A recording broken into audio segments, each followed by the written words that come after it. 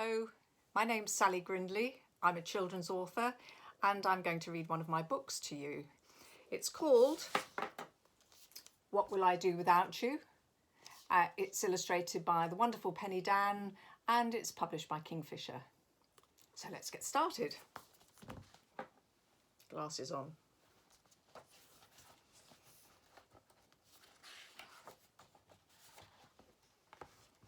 Winter was on its way.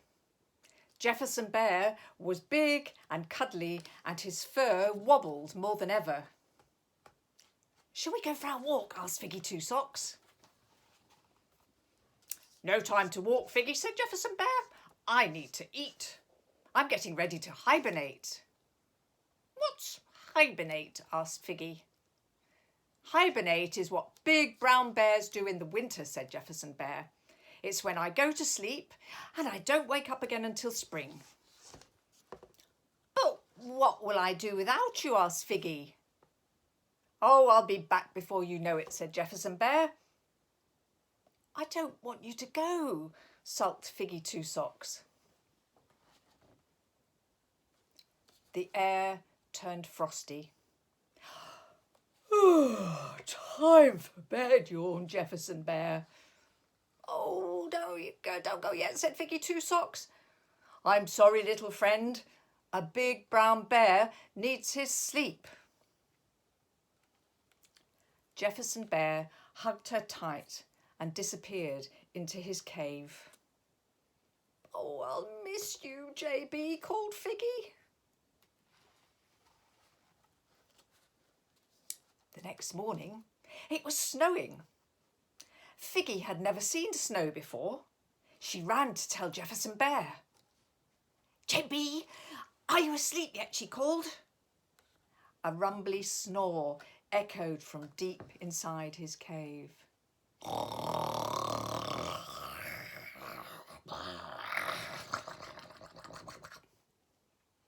Figgy kicked at the snow. "What good is snow when your best friend isn't there to share it?"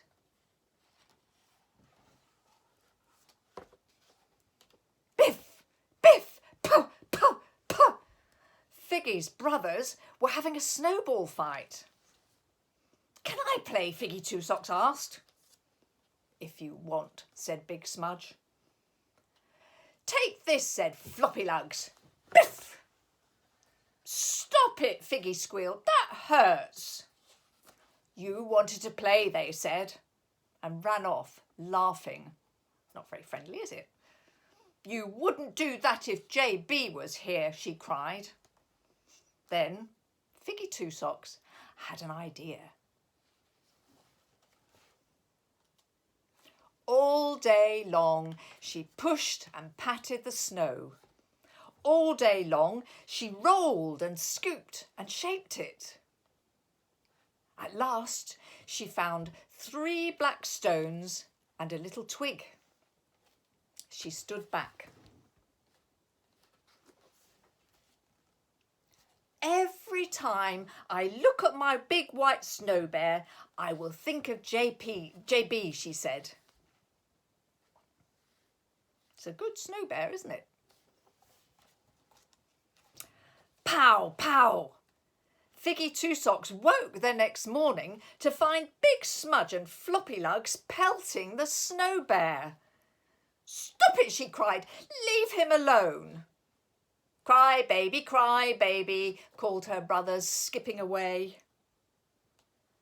Figgy Twosocks felt very lonely.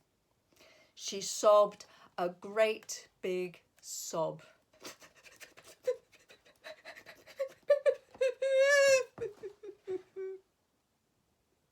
Then she began to feel cross. If JB was her friend, how could he leave her for so long? Puff, puff! She threw a snowball at the snow bear. Puff! And another. Puff!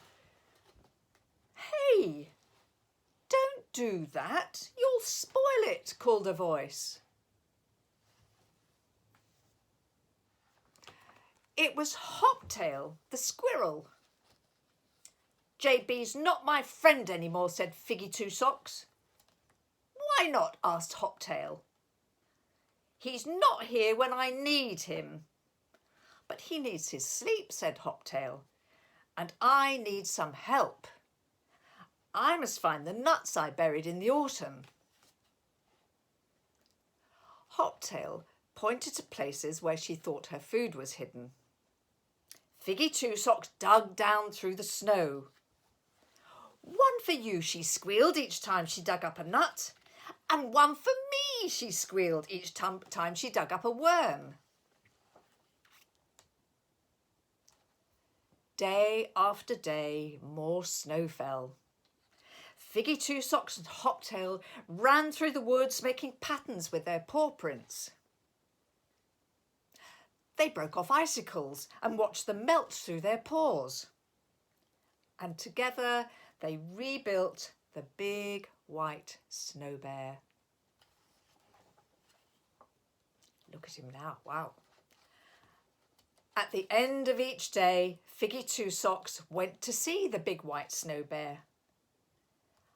I hope JB won't mind me having another friend, she said. Little by little, the days grew warmer. The snow bear is melting, cried Figgy. What's happening? Spring is coming, said Hoptail. Suddenly, Big Smudge and Floppylugs appeared. Pow! Pow! They clambered onto the snow bear and pushed. Heave! Whoosh!